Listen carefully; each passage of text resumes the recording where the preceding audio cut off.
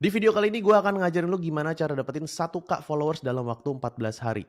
Ilmu yang gue ajarin di sini detail dan udah dipraktekin sama anak-anak murid gue, bahkan dalam waktu kurang dari sebulan bisa dapetin 10K lebih, 20K, bahkan ada yang 100K. Dan gue yakin kalau misalnya lu praktekin ini ya 1K juga dapet deh. So tanpa banyak basa-basi, gue tahu waktu lu berharga, langsung masuk aja ke materinya. Let's go. Cara dapetin 1K followers pertama dalam 14 hari. So, kita mulai. Ilmu yang akan gue bagikan ke lu ini adalah bukan ilmu yang baru gue temuin tadi, enggak. Tapi ini adalah ilmu yang gue udah praktekin dari tahun 2018 dan akhirnya gue buka kelas di 2020 sampai ngasilin banyak orang dan banyak alumni-alumni yang udah berprestasi. Lu bisa lihat di sini ada IG-nya Rova Rulas ya kan, dari 9 Agustus 2023 ke September 11, nggak nyampe 1 bulan ya, nggak nyampe 1 bulan udah 10K.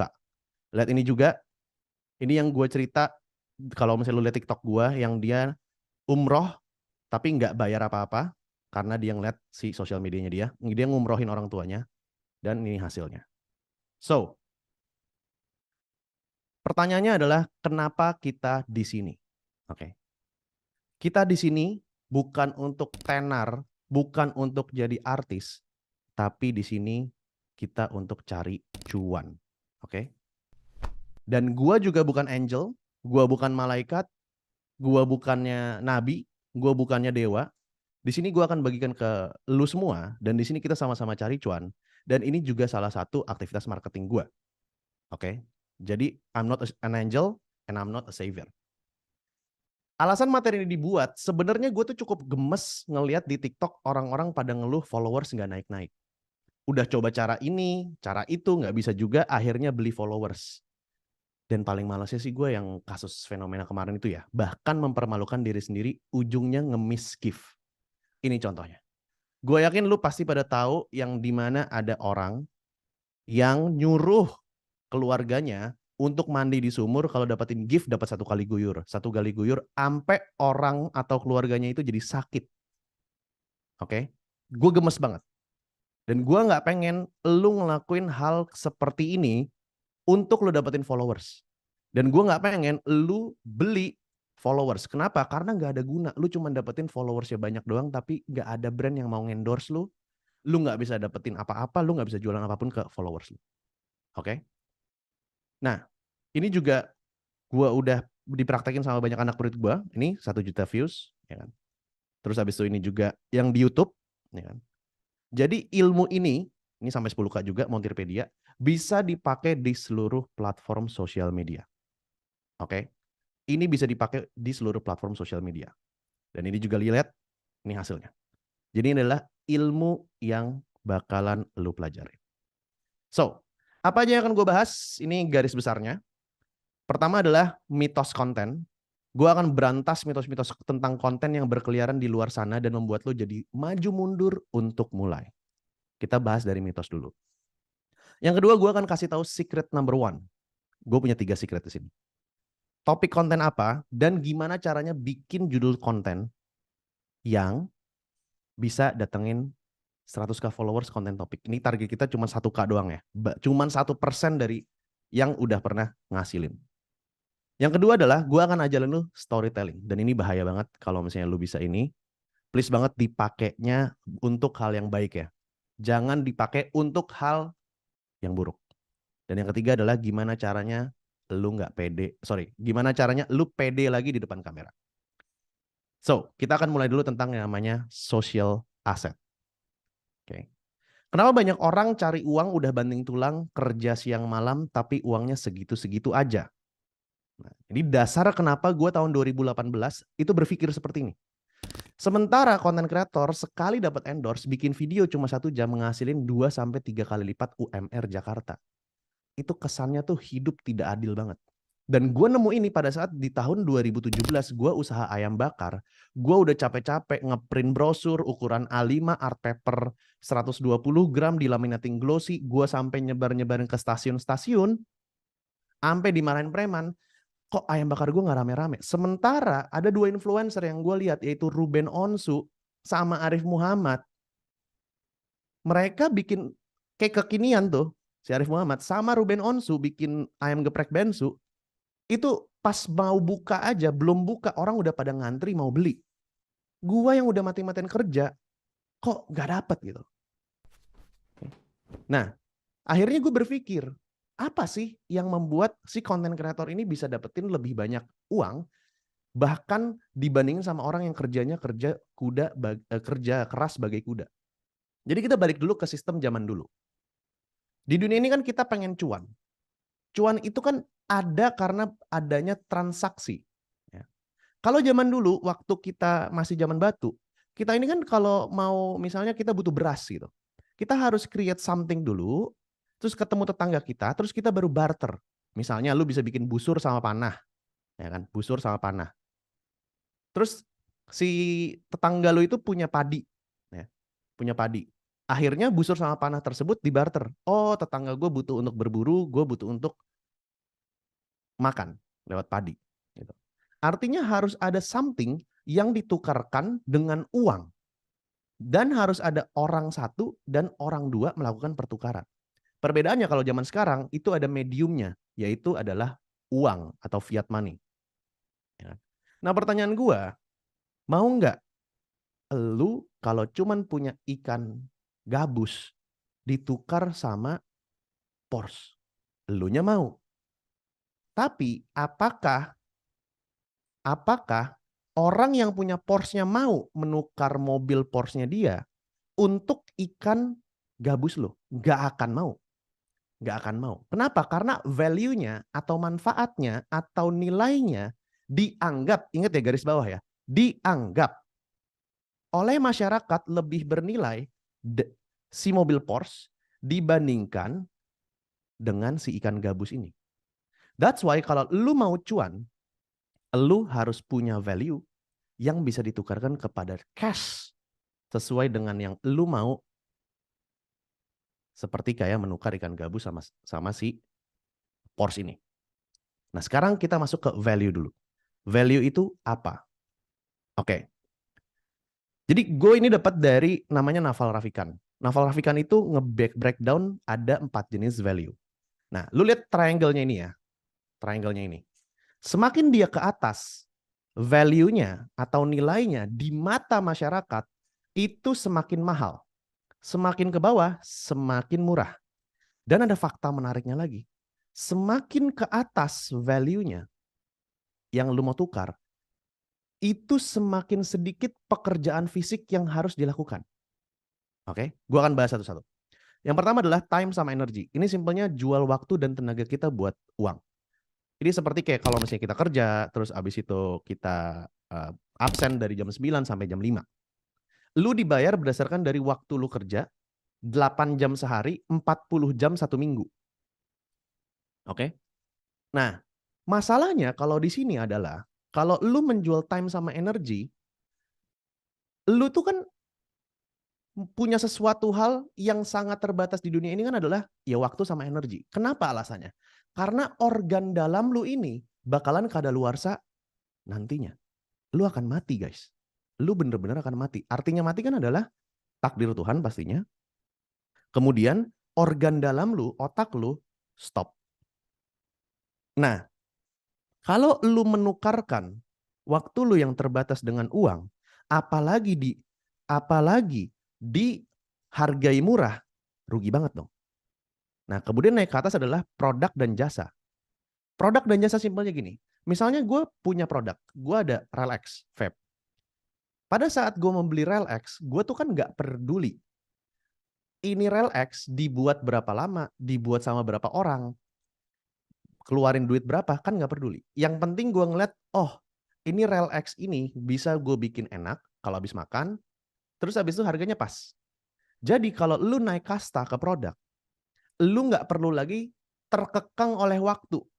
Sementara kalau misalnya time dan energi, lu nggak bisa naik kalau misalnya lu nggak lembur. Sampai sini nangkap ya. Selanjutnya adalah information. Information ini nggak ngomongin berapa bendanya, berapa banyak, atau fisik bendanya. Tidak. Information ini adalah memberikan sesuatu, data atau informasi, yang dimana menurut orang yang akan beli informasinya ini sangat menarik dan sangat bermanfaat. Dan modal dari informasi adalah apa? Ya udah di otak, Habis itu tuliskan informasinya ke dalam sebuah platform atau medium. Dan yang terakhir adalah capital. Capital ini adalah jualan uang. Jualan uang ini ya lu bisa jual apapun. Contohnya kalau misalnya lu lembaga finance. Terus abis itu lu bank. Kan mereka jualannya uang. Nah, konten kreator enaknya adalah dia menjual sebuah informasi di sini. Dia menjual sebuah informasi.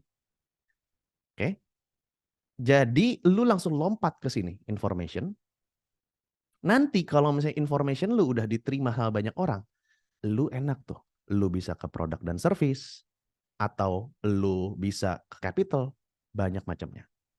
Jadi dengan menjadi content creator, kita tuh loncat kasta. Loncat kastanya sampai ke information. Oke? Nah, ini adalah buktinya. Yang membuat kenapa orang bisa ngasilin uang lebih banyak dibandingin orang yang kerja keras. Ya, yang kerja keras jual waktu mereka.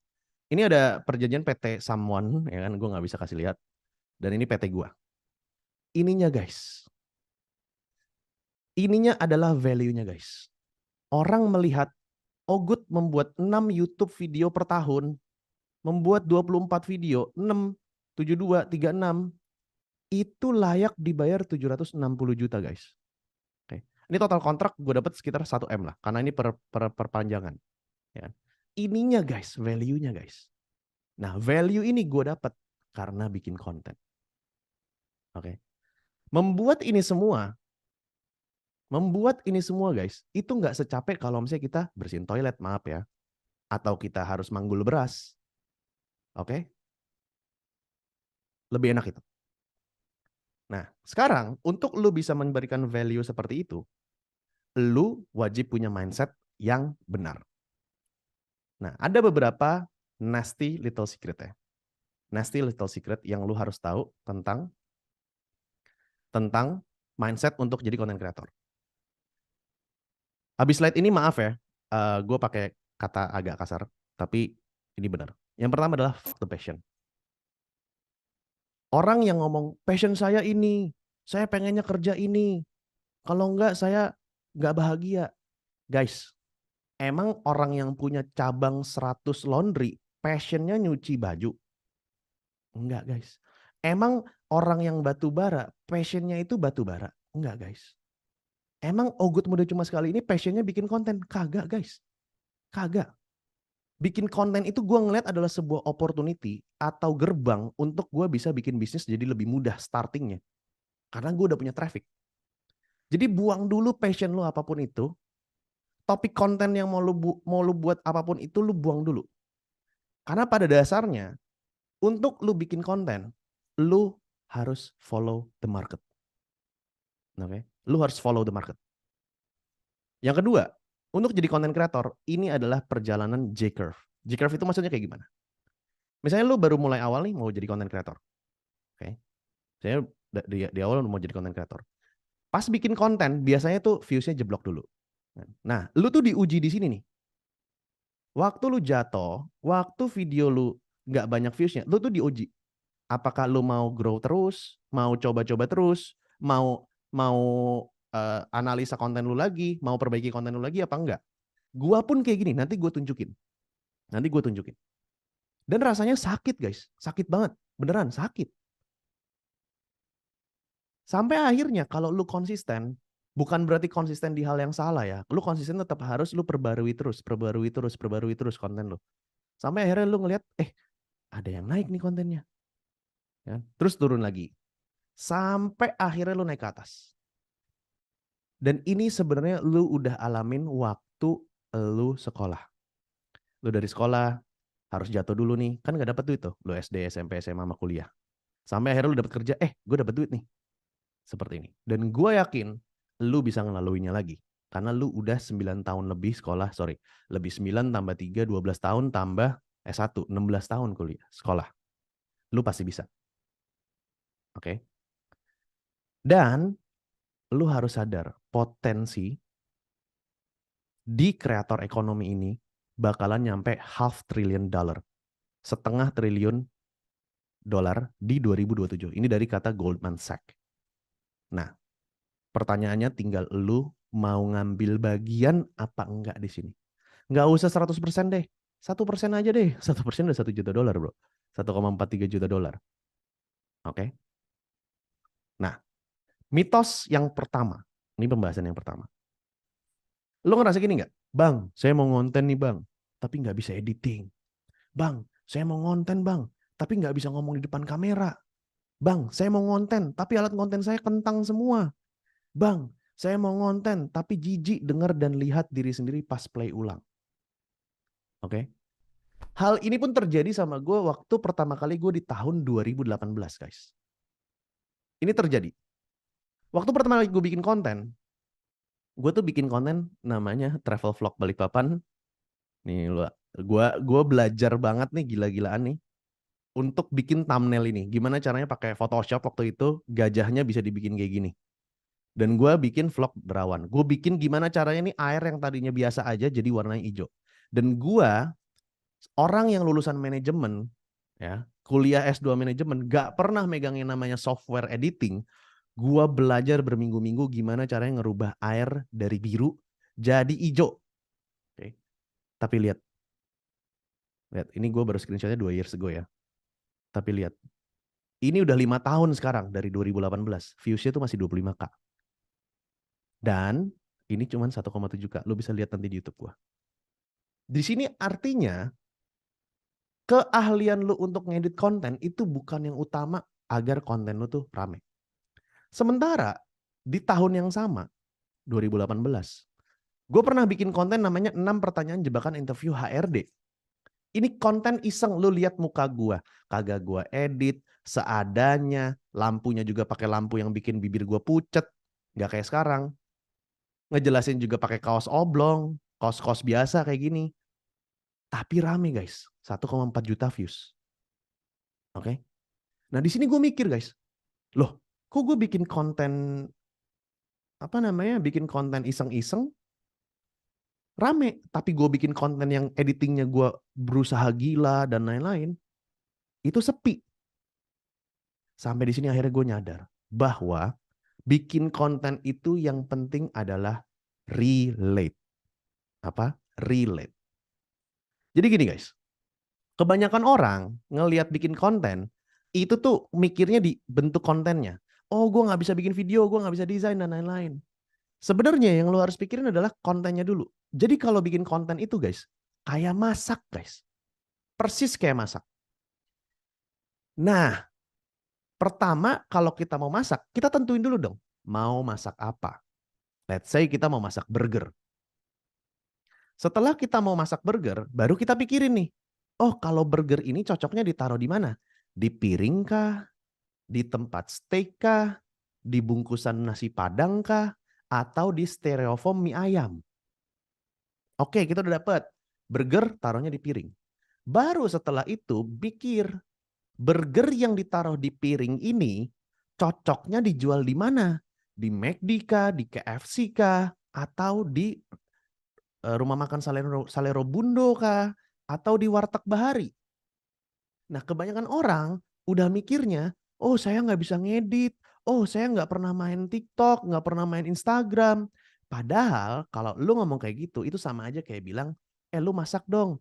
Aduh gue nggak bisa masak, soalnya gue nggak punya piring. Aduh gue nggak bisa masak, soalnya gue nggak punya meja. Pertanyaannya aja, lu mau masak apa dulu? Konten itu adalah di lu mau masak apa. Nah, cara untuk lu tahu lu mau masaknya apa, lu wajib tahu orang yang mau makan makanan gua itu sukanya makan apa. Oke. Baru lu belajar gimana cara bikin masakan yang disukain sama pasangan lu kah? Atau masakan yang disukain sama orang yang lu mau kasih masaknya. Nah, hari ini kita akan bahas tentang gimana cara masaknya. Oke.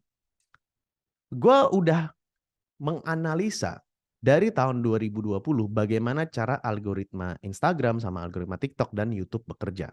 Gue pantengin dari upload pertama, upload kedua, upload ketiga, sampai ke 24 jam uploadnya. Dan gue nemuin asumsi algoritma TikTok atau Instagram ini bekerja seperti apa. Oke. Nah jadi gini guys, di sosial media khususnya Instagram ya. Pada saat lu posting, lu tuh nggak langsung disebarin ke 100% followers lo.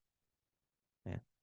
Yang lu posting, biasanya si platform sosial media, dia akan kasih dulu, ya, dia akan kasih dulu ke 10% followersnya dia, terus algoritma itu bakal ngeliat, ini kontennya works apa enggak, followersnya dia suka atau enggak, terus nanti dia kasih kayak semacam KPI. KPI itu adalah batas. Kalau dia skornya sekian, gue boost lagi ke followersnya lebih banyak. Kalau dia sekian nilainya, gue boost lagi ke non-followersnya. Oke? Nah, nanti bakal dihitung tuh engagement lo. Likes-nya berapa, komennya berapa, share-nya berapa, save-nya berapa. Nah, dia punya tuh kayak, oh kalau misalnya komen itu dapat 1 angka, kalau share tuh dapat 2 angka, kalau save tuh dapat sekian angka. Nanti dilihat kalau nyampe 70 di boost lagi. Kalau kalau misalnya ternyata udah di boost ke followers lainnya, skornya masih bagus, di boost lagi. Di boost lagi, di boost terus sampai skornya tuh udah nggak bagus lagi. Nah, ini cara algoritma bekerja. Oke. TikTok pun sama. TikTok pun nggak harus ke followers doang, tapi dia ngetes dulu, ngeboost ke random people. Kalau misalnya bagus, boost lagi, boost lagi, boost lagi, boost lagi. Kayak gitu. Nah, jadi setelah lu tahu fakta algoritma bekerjanya seperti apa yang membuat konten itu menjadi sebuah konten yang bagus? Konten bagus adalah yang dapat memberikan signal ke algoritma bahwa orang-orang merespon dengan target yang sudah ditentukan oleh platform. Simpelnya yang engagementnya tinggi. Jadi konten yang bagus adalah konten yang Noel nih. Oh ya algoritma, nih kontennya bagus nih, boost dong. Dengan si algoritma itu ngelihat dari skor engagementnya si konten ini. Oke? Jadi kunci lu adalah lu dapetin hati orang untuk bisa engage sehingga si konten ini secara otomatis Noel si algoritma. Nah, kesalahan banyak orang guys, pada saat mau bikin konten, pusinginya adalah editannya harus kayak gimana. Gue pakai hashtag apa ya? Apa harus like, follow, comment, share, LFKS, FLKS, gue lupa lah. Harus upload berapa kali sehari, jam berapa harus uploadnya, pakai sound apa ya yang lagi viral, berapa panjang ya video gue, perubahan algoritma gimana ya sekarang ya. Ini salah semuanya kalau lu fokusnya sama hal teknis seperti ini. Bukan berarti nggak lu pertimbangin, tapi bukan ini yang utamanya guys. Yang harus kita pahami adalah bagaimana cara otak manusia itu bekerja guys. Kenapa? Karena ingat tadi gue bilang, sosial media algoritmanya ngelihat dari engagement orang-orang yang nonton konten lo. Kalau misalnya udah ketoel sama konten lo, si algoritma bakal ngeboost. Nah, dasarnya harus ada manusia yang engage. Berarti yang lo harus kuasain adalah gimana caranya bikin manusia itu engage sama konten lo. Manusia isinya ada di otaknya. Nah, sekarang kita bedah otaknya manusia. Dan kita udah masuk ke secret yang pertama. 100k followers konten topik. Gue akan ajarkan bagaimana menjawab kebingungan lo selama ini, yaitu gue harus bikin konten apa. Setelah secret number 1, lo tidak akan salah lagi milih topik konten atau niche, dan dengan ilmu ini dijamin lo akan FYP dan masuk explore di IG dengan mudah. Oke? Selama gue berkonten ria, ada 3 kategori konten yang potensi ramenya itu besar banget. Ada 3, hitung ya. Bukan hitung ya, catat ya. Yang pertama adalah wealth atau kekayaan. Yang kedua adalah health, kesehatan. Yang ketiga adalah relation atau relationship, hubungan antar manusia. Selama lu bikin konten seperti ini, kemungkinan besar lu bakalan lebih gampang FYP-nya atau masuk explore-nya dan naik followersnya. Kenapa nggak konten entertain, Bang? Ini masalahnya kalau lu mau bikin konten entertain atau lu mau bikin a day in my life. Pertama, kalau lu mau bikin konten a day in my life, lu siapa gitu loh? Apakah hidup lu tuh udah menarik banget? Kecuali lu pebisnismen sukses, terus abis itu lu artis yang cakep, lu cewek yang seksi, dan abis itu lifestyle-nya bagus. Sama yang kedua, konten entertainment itu sangat banyak variabel di luar kontrol lo. Contoh, Lu ganteng apa enggak? Lawakan lu diterima enggak sama masyarakat? Tapi kalau lu bikinnya konten edukasi sama inspirasi, itu udah pure ilmu atau isi kepala lu. Nggak peduli seberapa gantengnya lu, nggak peduli lifestyle lu seperti apa. Lu kesini, gue yakin bukan mau ngelihat muka gue. Muka gue gak ganteng, biasa aja gitu loh. Lu nggak mau lifestyle gue. Tapi yang lu mau tahu adalah, ya ini isi otak gue tuh apa, biar lu bisa jadi konten kreator. Nah, maka dari itu, saat lu bikin konten, fokus sama 3 hal ini. Ini gue kasih beberapa contoh. Wealth, simpelnya, ini contohnya kayak hasilin uang dari affiliate. Jadi wealth itu simpelnya adalah konten yang membantu orang jadi punya uang. Ya kayak konten gue, konten Timothy, terus pebisnis lain, dan lain-lainnya. Ini contoh-contohnya ya, ini bisa lebih banyak. Hasilin uang dari affiliate, hasilin uang dari konten kreator, bisnis online, digital marketing, mengatur keuangan, trading, investasi, banyak banget. Banyak banget. Yang kedua adalah health. Health itu adalah konten yang intinya membantu orang, memberikan informasi kepada orang biar mereka jadi lebih sehat atau mereka sembuh dari penyakit. Contohnya makanan sehat, tips mengatasi penyakit tertentu, misalnya kayak tips diabetes dan lain-lainnya. Konten olahraga, yoga, fakta-fakta kesehatan, saran-saran dari dokter. That's why sekarang dokter banyak yang viral. Karena dia bikin konten-konten tentang kesehatan. Yang ketiga adalah relationship. Relationship adalah konten yang ngebantu orang lain bisa punya hubungan yang baik dengan individu lainnya. Contohnya, dapetin pasangan hidup, public speaking, negosiasi, sales skill, parenting, couple things, sex education, beauty and grooming, fashion, sama agama. Oke. Kenapa agama masuknya relationship? Karena itu adalah relationship lu sama Tuhan. Oke. That's why kenapa di relationship ini konten-konten yang tentang lu gimana cara dapetin cewek, gimana cara dapetin pasangan hidup, parenting, itu laku karena hubungannya sama manusia. Dan ini adalah 3 yang gue bilang namanya evergreen niche. Jadi niche-nya sampai kapanpun gak akan pernah mati. Pasti ada orang terus yang mau ngelihat konten ini. Nah, lu kan udah dapet nih. Oke, wealth, health, sama relationship. Let's say kalau misalnya lu udah mau bikin konten tentang gimana caranya bisnis online. Lu udah pick satu niche nih. Pick satu niche. Gimana cara bisnis online. Selanjutnya baru kan kepikiran PR-nya. Gimana caranya gue bisa bikin judul konten, Bang? Oke, setelah lu udah dapetin satu niche, lu udah pilih satu niche. Selanjutnya adalah lu analisa otak dari audiens lu. Oke. Ini adalah namanya the audience centric. Ini cara tercepat original by Ogut Muda Cuma Sekali untuk menganalisa audiens dan membuat judul konten yang tepat sasaran. Caranya adalah dengan tanya 5 pertanyaan. Siapa, kenapa, mau apa, biar apa, problemnya apa. Kebanyakan business school, kayak gue S2 juga, kalau misalnya ditanya segmen market lu siapa, pasti orang jawabnya cuman, ya umur 18 sampai 25 tahun, penghasilan sekian, tinggal di Jabodetabek, dan lain-lain. Itu nggak cukup guys, itu baru demografi. Yang lu harus breakdown lagi adalah psikografi. Psikologinya orang tuh seperti apa? Let's say, gue punya temen nih, misalnya si Budi sama si Anton. Umurnya sama, 24 sampai 35 tahun. Tapi pasti masalah yang dihadapi sama si Budi dan sama si Anton itu beda. Mungkin si Budi sakit pinggang, mungkin si Anton punya tunggakan kartu kredit, otomatis konten untuk si Budi sama konten untuk si Anton itu pasti beda guys. That's why lu harus belajarin. Lu harus tanya, siapa, kenapa, mau apa, biar apa. Gue kasih contoh yang paling simpel dulu, yaitu perokok. Let's say kita mau bikin konten untuk orang berhenti ngerokok. Lu definisiin, siapa? Oh, pria umur 24-35 tahun. Kenapa? Nah, ini udah masuk nih masalahnya dia nih. Biar nggak kayak si Anton sama si Budi. Kenapa? Oke. Sesak napas dan kualitas hidup turun karena rokok. Kenapa ini harus kata-kata negatif ya guys ya? Harus kata-kata negatif. Oke. Sakit pinggang, bisul pecah, jerawatan, terus nggak punya uang, dan lain-lain. Baru tulis mau apa? Mau berhenti merokok. Biar apa? biar hidup lebih sehat dan nggak cepet mati.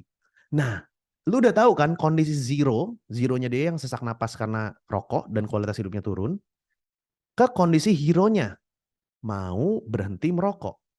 Nah, konten lu adalah sebuah informasi yang membuat si perokok ini bisa berhenti merokok. Nah, baru lu tanya ke pertanyaan kelima. Problemnya apa sih?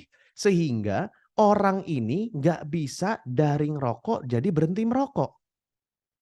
Nah, lu jabarin tuh. Satu, nggak tahu gimana mulainya cara berhenti.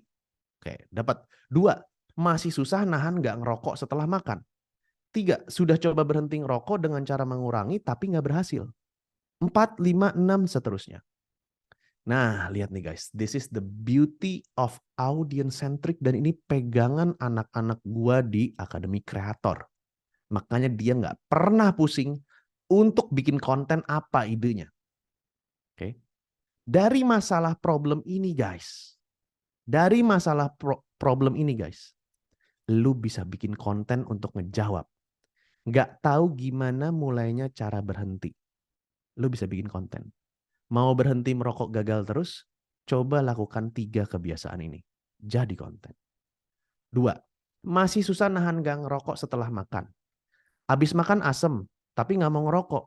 Cobain 5 jenis permen ini yang bikin asemmu hilang. 3. Sudah coba berhenti ngerokok dengan cara mengurangi tapi gak berhasil. Ya iyalah gak berhasil. Mengurangi rokok teman. Lu gak beli, lu minta. Nah, lu bisa bikin. Nggak susah berhenti ngerokok, selalu gagal. Ini 3 alasan kenapa kamu selalu gagal berhenti merokok. Nggak tahu bahaya merokok berkepanjangan. Ini bahaya merokok tergantung dari tahunmu merokok. Hati-hati. Yang terakhir mengerikan. Oke? Nah, ini lu bisa bikin konten. Gua kasih contoh lagi. 1, contoh, siapa target market saya? Ini sama ya, 1, 2 itu yang siapa kenapa. 3, 4 mau apa biar apa. 5, problemnya apa. Oke. Siapa target saya? Pemilik UMKM umur 25 sampai 40 tahun. Kenapa beliau? Karyawan keluar masuk nggak betah. Oh, ini masalah nih. Maunya beliau apa? Karyawan setia dan kerja lama. Beliau pengen itu biar apa? Biar perusahaan stabil dan nggak perlu ajarin lagi dari nol karyawan baru. Beliau tidak tahu apa aja, ini yang problemnya ya, sehingga tidak bisa dapetin yang beliau mau. Nggak tahu alasan karyawan keluar masuk, nggak tahu harus membuat program seperti apa biar karyawan betah. Cuma tahu naikin gaji saja biar karyawan betah. Nah, ini problem-problem mereka. Nah, abis itu guys, ini yang 3 biji ini pindahin ke kotak ini. Masalah beliaunya tadi apa tuh? Nggak tahu alasan karyawan keluar masuk. Sama kan? Copy paste. Nggak tahu alasan karyawan keluar masuk. Oke.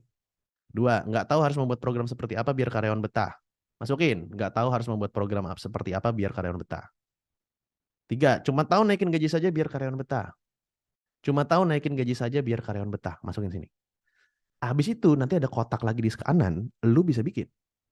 1, untuk menjawab pertanyaan ini, bikin konten apa guys? Nggak tahu alasan karyawan keluar masuk, bikin. 3, alasan karyawan tidak betah kerja di kantor, jadi konten. 2, nggak tahu harus membuat program seperti apa biar karyawan betah. Program HRD yang terbukti meningkatkan loyalitas karyawan. 3, cuma tahu naikin gaji saja biar karyawan betah. Naikin gaji bukan solusi bikin karyawan betah. Oke? Enak banget. Dan silakan di screenshot, gue udah bikinin buat lo. Nanti lu bikin sendiri di Canva atau di PPT. Jadi lu bikinin muka orang ini, ya, muka orangnya. Lu deskripsiin aja, misalnya kalau misalnya lu orang yang ngerokok ya gambar orang lagi ngerokok misalnya kayak gitu. Ini screenshot lu bikin, salin, ya. Baru ininya. Kenapa mau apa biar apa. Jadi lu isi dulu 1, 2, 3, 4, 5-nya. Nah 5-nya ini masing-masing poin masukin ke sini. Oke. Masukin ke sini. Misalnya ini yang masalah 1, masalah 2, masalah 3. Baru bikin judul kontennya. Dengan gini lu gampang banget bikin judul konten. Oke, silakan di screenshot. Gua kasih waktu 5 detik. 1, 2, 3, 4, 5. Ini gua kasih 5 detik lagi. Takut ada yang ketinggalan. 1, 2, 3, 4, 5. Oke, next. Jadi lu udah tahu gimana caranya bikin konten. Judul kontennya udah dapat. Nah, sekarang kita masuk ke secret yang kedua. Rahasia yang kedua. The art of storytelling. Gue akan ajarkan lo bagaimana cara menjahit kata-kata. Biar konten orang nggak bisa nolak nonton pas muncul dan bisa terhipnotis liatin konten lo sampai habis. Meskipun, nah ini dia nih. Meskipun lu bahas konten yang bukan expert lu di bidangnya. Oke. Dan gue yamin bakal makin cepat lagi FYP dan masuk explore-nya. Ini adalah menjawab pertanyaan, Bang, gue mau sharing konten ini tapi gue bukan expert. Gue akan kasih tahu caranya. Oke. So, kita masuk ke storytelling dulu. Ini please banget ya. Gue akan ajarin teknik dan strategi yang bikin lo jadi bisa memanipulasi orang. Teknik ini bisa digunakan untuk lo terlihat expert meskipun belum expert. Mohon gunakan dengan bijak dan untuk kebaikan. Dan please banget, jangan bikin konten tentang topik yang lo sharingnya itu harus punya sertifikasi. Contoh, jangan bikin konten tentang tutorial cara menginfus orang. Kalau lo bukan perawat atau lo bukan dokter. Dan itu nggak bagus juga, takutnya orang main asal infus. Atau lo ngebahas tentang hukum tapi lo bukan sarjana hukum atau bukan lawyer. Please, lu pakai common sense-nya untuk bikin konten ini. Oke? Karena kalau lu pakai si art of storytelling ini, yang gua akan ajarin, lu akan terlihat legit. Lu akan terlihat bisa dipercaya. Kayak gitu. Nah, sebelum kita masuk ke storytelling, alasan kita harus menjahit kata-kata kita adalah karena zaman sekarang, attention orang tuh bisa fokus sama seseorang, sama sesuatu, itu cuma 8 detik. Bahkan sekarang udah menurun lagi. Kita kalah daripada Mas Koki. Jadi kita harus bisa dapetin attention-nya di awal. Oke. Nah, orang itu kan hidupnya 24 jam, guys. Di setiap 24 jam ini kan ada macam-macam aktivitas. Ya. Yang pertama misalnya ada orang pagi ngapain, malam ngapain, ada yang lukis, ada yang nge-gym, ada yang main Mobile Legends, ada yang belajar, ada yang baru scrolling-scrolling sosial media. Nah, pada saat orangnya target audience lu lagi scrolling-scrolling, disitulah waktu yang tepat untuk lu bisa gunakan the art of storytelling ini dan materi sebelumnya yaitu cara bikin konten biar mereka tuh stop scrolling. Kenapa harus stop scrolling? Karena kalau misalnya dia nggak stop scrolling, dia nggak akan nonton konten lu nggak dapetin retention rate namanya. Dan lu nggak dapetin views. Algoritma nggak bakal nge-boost konten lu. Oke. Nah, berkaitan dengan jadwal yang tadi, lu nggak usah pusing sama jadwal posting. Lu pikir aja pakai logika dasar, orang itu buka sosmed pas kapan sih? Pas berangkat kerja, pas makan siang, pas udah mau pulang kantor, pas OTW balik pulang, sama pas udah mau tidur. Nah, lu pikirin aja target audience lu, itu buka sosmed tuh kapan? Nah, lu post 30 menit sampai 1 jam sebelumnya. Gitu aja. Lu nggak usah pusing di luar sana yang ada, oh jam posting harus gini, harus ini. Nggak usah. Lu pakai logika lu aja, simple. Otak lu udah cukup dikasih Tuhan untuk mikir seperti ini. Oke? Nah sekarang pertanyaannya gimana caranya how to get attention setelah kita udah tahu kapan mau posting? Jawabannya adalah hook. Oke? Jawabannya adalah hook. Hook ini adalah kayak semacam kail di pancingan yang membuat orang itu tuh langsung ketarik gitu loh, kayak ikan, langsung tak nggak bisa kemana-mana. Ayo lo, lu nggak bisa kemana-mana. Lu nonton konten gue nih. Nah, saat lu bikin hook, hook ini itu ada prosesnya guys. Jadi kebanyakan orang ngajarinnya ya udah hook aja gitu. Kasih kata-kata hook dan lain-lain. Tapi sebenarnya hook itu bisa dibuat dengan menggunakan image, kasih kata-kata, warna, layout sama suara. Oke. Contohnya kalau di YouTube, ya udah lu pakai image sama teks. Oke. Nah, ini contoh yang gua buat gabungan dari semuanya. Ya. Contoh, nah di dalam hook ini, lu tuh punya waktu di 4 detik pertama, ya 4 detik pertama sampai 8 detik pertama untuk orang tuh stay. Oke. Nah, kalau gua caranya, gua nge-breakdown di masing-masing 2 detik untuk short form video.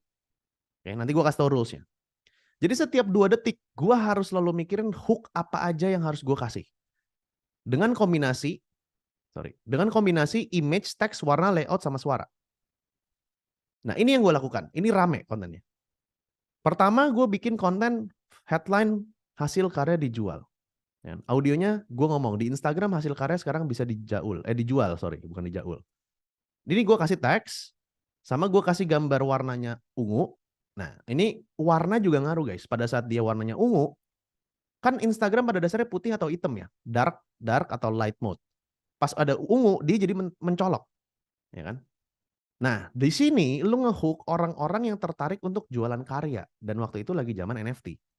Orang lagi pada suka banget tentang NFT. Ini yang pertama. Nah, yang kedua di 2 detik selanjutnya, visualnya gue kayak mau gambar burung kuntul. Ya kan? Apa nih? Itu ngefeknya ke orang kayak, parah banget nih kontennya, parah nih. Ya kan? Audio gue masih ngejelasin tentang jualan karya di Instagram. Nah, abis itu gue kasih hook lagi nih muka gue nih. Muka brengsek dengan gambar burung di belakang. Sambil masih ngejelasin, voice over kan ya. Mukanya kan kayak, ayo gitu. Ini hook juga nih guys.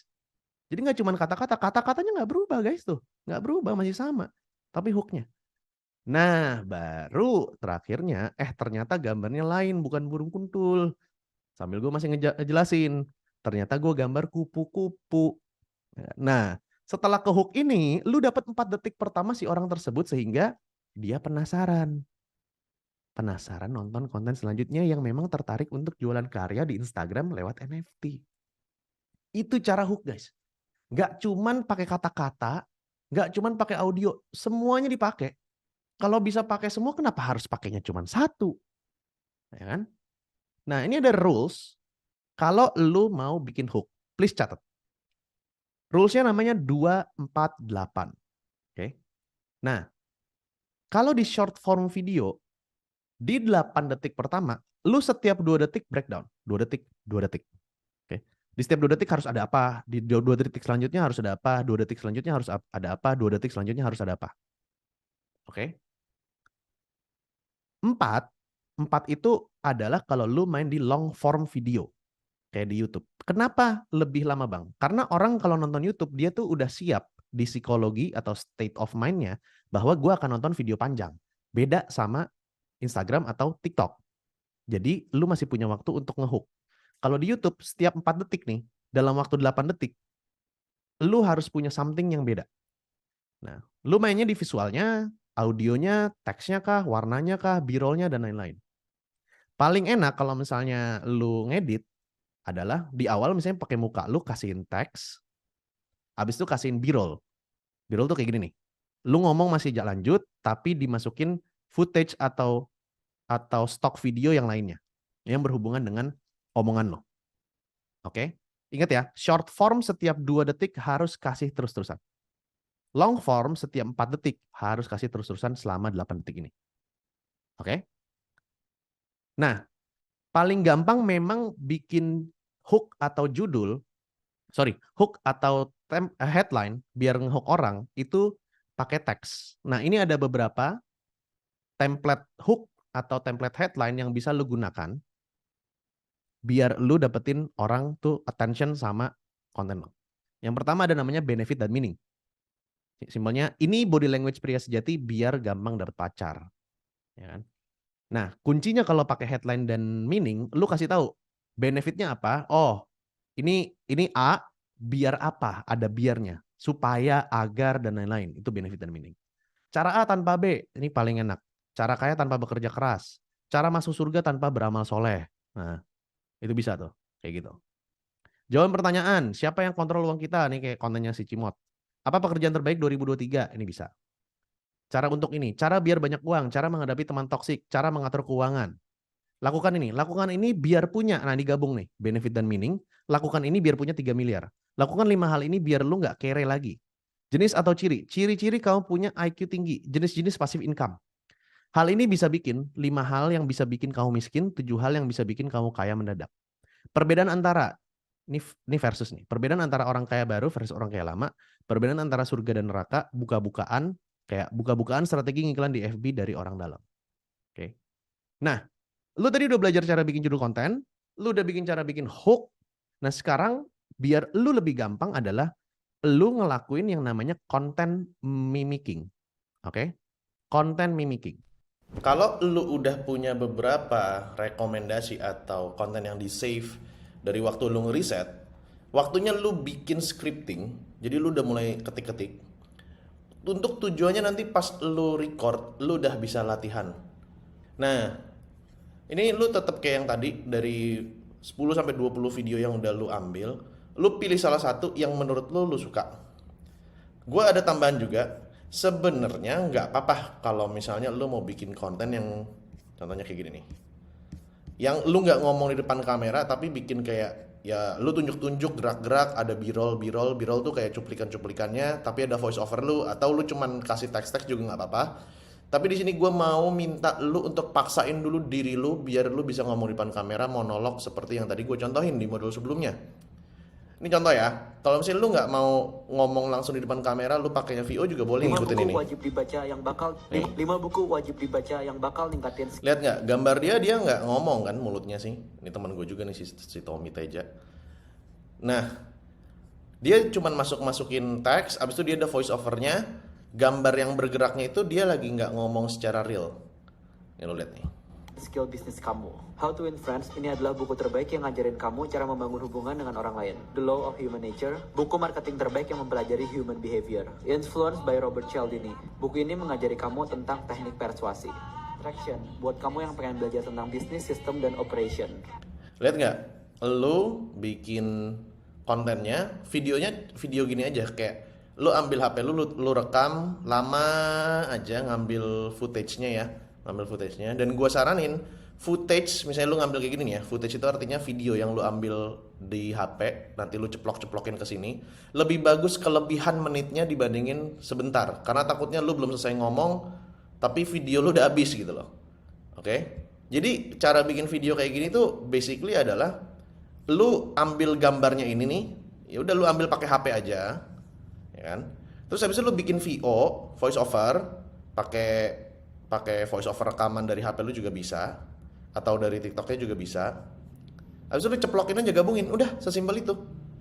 Nah cuman ini belum gue saranin dulu karena gue pengen lu maksain diri lu dulu untuk ngomong di depan kamera. Efek kalau misalnya udah bisa ngomong di depan kamera, ngomong monolog itu yang talking head gitu, kayak lu ngomong di depan kamera, ya kayak gue biasa lah, lu akan naik PD-nya. Dan pada saat lu bikin yang lebih gampang kayak gini, voice over kayak gini, itu akan lebih enak lagi, kayak gitu. Oke. Nah ini contoh ya. Nah sekarang gimana caranya bikin scripting biar lu bisa langsung bikin kontennya yang mirip, mimicking, gue bilang mimicking ya, pakai i, mimicking. Oke. Nah, contoh nih gue pakai ini ya, nih viewsnya gede 86,3. Let's say video ini udah lu masukin ke dalam bank referensi lu klik aja. Kesalahan yang sering banget dilakukan ketika memulai bisnis. Nah, yang lu harus lakukan adalah lu perhatiin apa aja yang ada di video ini, dari mulai ucapannya, tulisannya, terus abis itu warna tulisannya dikasih kotak kah atau apapun itu, ekspresi mukanya lu boleh masukin. Nah, gua ajarin nih cara ini. Kita mulai step by step. Kesalahan yang sering banget dilakukan ketika memulai bisnis. Nah, lu per section-sectionnya itu lihat pada saat dia pause ngomong. Oke, nih kan kayak gini kan. Nah, lu tulis, lu klik dulu, lu copy paste dulu linknya ke sini nih. Lu tulis aja video 1. Ini nanti lu taruh di notes-nya, terserah mau di mana aja ya. Bisa di WhatsApp, dicatat juga boleh, di notes kayak gini juga boleh, bebas. Oke. Nah, tadi kita tulis dulu aja. Kita tulis step 1. Lu kasih lihat. Ada tulisannya. Video 1. Visual. Lampu terang. Muka senyum. Ada tulisan di bawah. Nih bebas banget lu nulisnya kayak gimana, sesuai dengan bahasa lu aja. Dikotakin merah tulisannya. Kesalahan ketika memulai bisnis.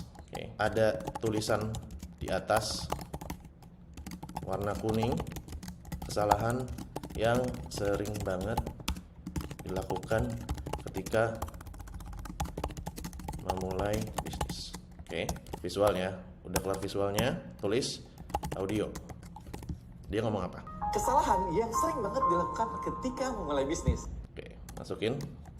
Kesalahan yang sering banget dilakukan ketika memulai bisnis. Oke. Terus lu kasih, misalnya dia kan ada gerakin tangan ya. Gerakin tangan gerakin dua tangan seperti mau melempar bola, terserah lo. Kalau lu nggak masukin juga nggak apa-apa. Ini yang penting lu bisa tahu aja isi dari video tersebut apa, dan lu coba gitu. Gerakin dua tangan seperti mau melempar bola dan geter-geter misalnya gitu. Oke. Nah, baru kita lihat section selanjutnya. Yang akhirnya menyebabkan produk teman-teman susah terjual. Yang akhirnya menyebabkan produk teman-teman susah terjual. Ini ada transisi nih, transisi itu yang pergeseran tuh, seret gitu loh, yang ada perpindahan tuh. Jadi gini teman-teman. Nah, kita lihat ya, ini transisi nih. Jadi gini teman-teman. Jadi gini teman-teman. Nah, tuh transisi. Tulis transisi ke samping, ya kan? Nah, ini kan audionya nggak berubah ya, videonya nggak berubah ya. Yang tadi tuh nggak ada teks tambahan apa-apa. Lu nggak usah tambahin teksnya, nggak usah catat lagi. Nah, ini mulai sekarang nih ada teksnya nih. Jadi gini teman-teman. Kalau kita sederhanakan, konsep bisnis itu seperti kunci dan gembok. Kunci itu sebagai Nah, ini cakep nih. Ini ada, lu tulis lagi visual. Tulisan kuning subtitle. Kan dia kan ini ya, ngomong lagi tulisan kuningnya, subtitlenya. Apa yang diucap ditulis lagi, lu tulis. Jadi gini ya teman-teman. Bikin bisnis itu seperti kunci dan gembok. Terus ada lagi transisi tadi kan.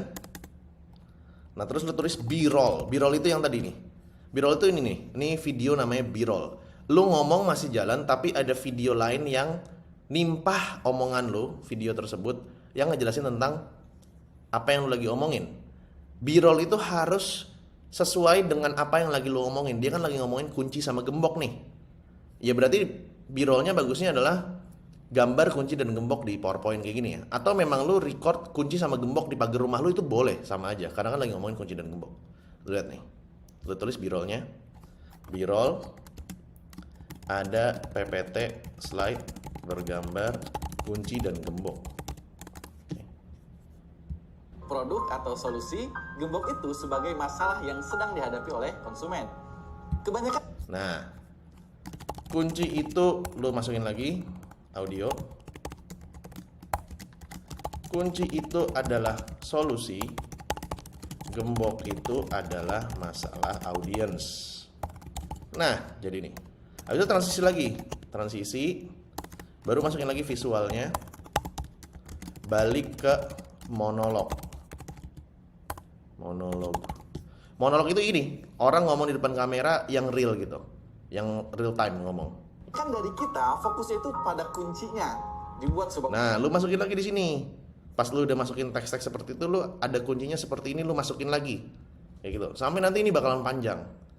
Nah, setelah lu udah bikin kayak gini, lu bikin lagi mungkin 1 sampai 7 video, 1 sampai 7 video lah. Atau enggak 5 deh, enggak usah terlalu banyak.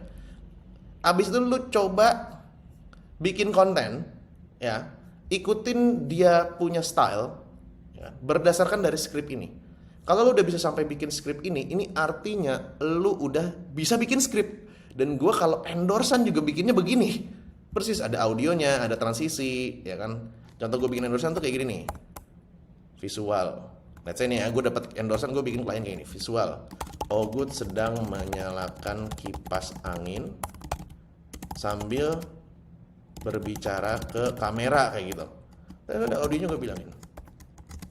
Ini kipas angin keren banget, hawanya wangi Bali, cocok untuk sambil sebat misalnya kayak gitu. Nah, ini skrip gue bener-bener yang gue ajarin kayak gini. Kalau gue endorsean, gue kasihnya begini ke klien. Dan itu cocok sama klien. Kalau lu udah bisa bikin ini, enak banget udah. Nah, selanjutnya, kalau misalnya lu udah bikin video 1 sampai 5 bikin skrip, lu wajib banget bikin ini ya. Lu coba syuting berdasarkan skrip ini, dan di modul selanjutnya gue akan ajarin lu gimana caranya syuting dan gimana caranya ngedit di TikTok. Nah, pas udah lu edit, lu terserah nih boleh. Lu lu editnya kalau mau langsung CapCut juga boleh, tapi gue ajarinnya TikTok dulu biar gampang, biar orang yang belum paham tentang CapCut lu bisa belajar di TikTok dulu. Kalau misalnya udah keedit nih, udah cakep, ya terserah lu mau taruh di draft dulu, habis lu tonton ulang, atau lu upload ke TikToknya aja langsung boleh, atau lu upload ke TikTok terus download dulu ke kamera lu, kan di TikTok bisa di download, habis itu lu delete videonya, nggak ada masalah, nggak ada masalah. Nah, setelah lu udah bikin gini, jangan cuma dianggurin doang di HP lu atau di draft lu, tapi lu tonton berulang-ulang, lu lihat mana yang masih kurang kena, mana yang masih kurang cakep nih untuk ngedit atau cara lu berbicara. Lu evaluasi terus dan lu ikutin lagi cutting-cuttingnya dan lain-lainnya. Pokoknya lu bikin video sesmooth mungkin. Lu latihan terus. Oke? Biasanya kalau orang yang baru bikin kayak gini tuh, dia tuh pas nge-cut itu tuh kayak ada nggak pas banget nge-cutnya. Ada yang lu masih bengong dulu nungguin action baru ngomong. Ada yang kecepatan nge-cutnya akhirnya ngomongnya kayak gitu. So, jadi banyak-banyakin mimicking kreator. Oke. Nah, selanjutnya pasti ini yang sering lu rasakan, yaitu secret nomor 3. Make love with camera. Gue tahu banget lu banyak yang ngerasa pada saat ngomong di depan kamera itu kayak orang lagi ditodong pistol. Ngomongnya belibet, berasa ditodong pistol, dan lu nggak perlu takut. Ada penjelasan ilmiahnya dan cara lu bisa lancar. Gue bakal ajarin. Gue yakin banget di sini kalau lu ngomong terus abis itu lu ngedenger suara lu, kesannya tuh suara lu lebih ngebas. Jadi kayak suara lu tuh lebih manly atau lebih seksi gitu. Apalagi pas pilek. Pas pilek itu lu ngerasanya suara lu tuh seksi gitu. Jadi kayak, halo, kamu mau kemana? Kamu gak mau diantar aja sama aku? Kayak gitu. Ngebas. Kalau buat cowok ya, suaranya tuh kayak manly banget. Kayak gitu. Abis itu lu bikin video nih. Lu bikin video, lu record, lu play ulang.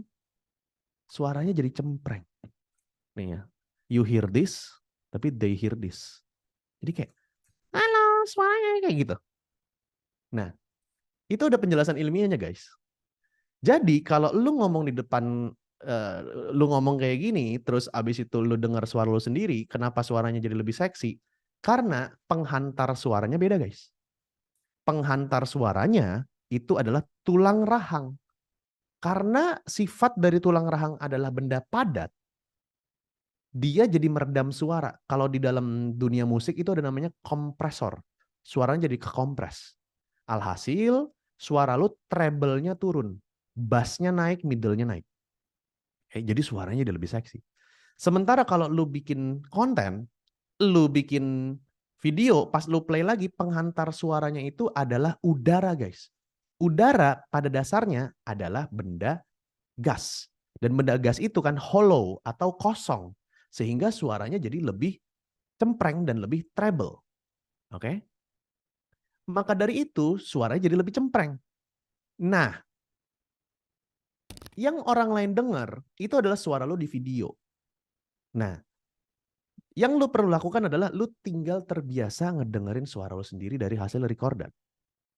Dan yang kedua permasalahan sering orang takut ngomong di depan kamera adalah pada saat lo play video lo, lu tuh kayak najis gitu. Udah najis dengar suara sendiri, udah jijik dan najis ngelihat orang elunya ada di kamera kayak, ini kok aneh banget gue gerak-gerak di kamera. Tapi pertanyaan gue adalah, kenapa pada saat lu ngaca, lu nggak ngerasa najis? Lu nggak ngerasa aneh? Ada penjelasan ilmiahnya juga guys, masalah lu di depan kamera. Kalau lu di depan kaca, lu tuh real time. Lu gerakin tangan kanan, lu gerakin tangan kiri, lu gerakin kepala, leher, kayak gini.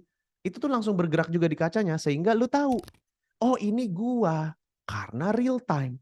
Sementara kalau lu ngelihat rekaman lu di video, lu tuh ngeliat kayak ada alien ya, yang bergerak-gerak tanpa gua bergerak, jadi aneh, menyerupai gua lagi.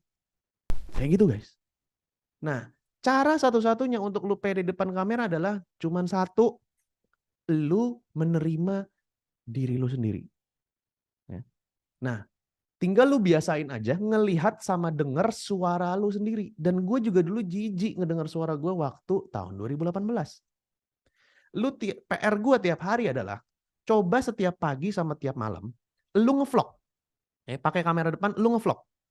Pagi lu ceritain lu mau ngapain hari ini. Halo guys, hari ini gue pengen pergi ke Bandung karena gue mau begini, karena mau begitu, karena mau begini, karena mau begitu. Kalau lu ngevlognya pagi, lu ceritain hari ini mau ngapain. Kalau lu ngevlognya malam, lu ceritain hari ini habis ngapain aja. Oke? Lu rekam, gak usah diupload. Tapi syaratnya adalah kalau lu mau pede depan ngomong pede depan kamera, lu play hasil vlog lu setiap hari. Nggak perlu diupload. Play aja. Lu konsisten kayak gini selama seminggu, ya. Gua jamin lu udah terbiasa sama diri lu sendiri. Gua jamin 100%. Gua jamin. Ini tinggal lu terbiasa aja, guys. Oke? Nah, sama selanjutnya, biar ngomong di depan kamera lebih enak adalah pakai tone, suara, dan ekspresi. Pada saat lu nanti bikin konten, lu mau ngelakuin konten mimicking yang tadi, lu udah dapat judul konten, lu udah ngerti cara storytellingnya, dan lain-lainnya, jangan lupa lu ngomong pakai tonalitas dan ekspresi. Kasih ekspresi, mainkan tone suara, mainkan gerakan tangan. Jadi kalau lu bikin konten, lu latihan deh depan kamera. Misalnya lu nge-vlog kayak gini. Ya udah tangan lu begini nih. Halo guys, hari ini bla bla bla bla bla bla bla bla bla bla bla bla gitu kan. Jadi ada tangannya. Dan lu mainin ekspresinya kayak gua gini, ya. Jadi jangan kayak halo guys, hari ini gue mau ngebahas tentang bagaimana caranya bikin konten. Udah tone suaranya datar, habis itu nggak ada ekspresinya, dan nggak ada gerakan tangannya, orang tuh jadi bete. Nah, trik untuk lu yang paling gampang adalah coba mainin ekspresinya, ekspresi senyum dulu deh. Ya kan? Jadi lu buka bibir lu ngomong, halo guys, hari ini gue akan ngebahas tentang bla bla bla bla bla bla bla bla bla. Mainin dulu aja ekspresinya. Baru mainin tone suara. Halo guys, hari ini gua akan gitu. Atau kalau misalnya mau lebih standar, halo guys, halo guys, ada panjangnya tuh. Ada panjangnya tuh. Ya kan? Hari ini nih gua akan ngebahas gimana caranya bikin konten. Nah, baru mainin gerakan tangan. Halo guys, hari ini gue mau ngajarin caranya bikin konten. Nah, kayak gitu. Terus kemudian, lu juga jangan overthinking bahwa kalau lu ngomong di depan kamera nih ya, let's say gue bawa kamera nih, gue ngomong depan kamera kayak gini. Banyak orang gak berani ngomong di depan kamera karena dia takut salah ngomong. Kita ini udah hidup di dunia yang ada namanya editing, guys. Jadi, pada saat lu ngomong di depan kamera, bukan berarti lu harus dari pertama kali play record sampai akhir lu nggak ada putus-putusnya, lu harus ngomong lancar. Terus kalau misalnya ada salah, lu harus ulang dari awal. Enggak. Lu boleh kalau ada salah ngomong di tengah. Nah, tips gua adalah, gue lupa bikin nih yang skripnya.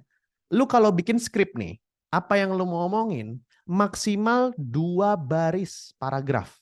Oke, setiap paragrafnya. Abis itu lu enter 2 kali, biar kolom putihnya tuh banyak, sehingga lu bacanya nggak capek. Oke. Dan setiap kolom putih enteran tersebut, lu tarik napas, diem dulu. Contoh, gue baca ini ya, tone suara dan ekspresi. Tone suara dan ekspresi. Baru lu ngomong. Kasih ekspresi, mainkan tone suara, mainkan gerakan tangan. Kayak gitu guys. Nanti di jedanya tersebut baru lu cut. Oke? So, itu aja. Thank you.